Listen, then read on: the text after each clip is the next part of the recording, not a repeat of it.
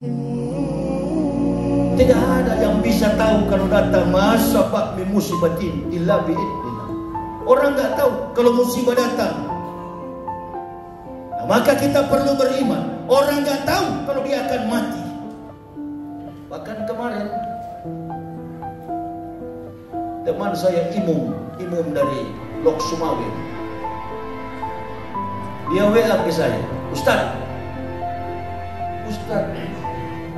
Tengku Hasbi meninggal beberapa hari lalu di Nangro Aceh Darussalam ketika sedang membaca surat Al-Isra yang dibaca Qori tadi. Tumbang di atas mimbar. Waktu yang tidak kita tahu.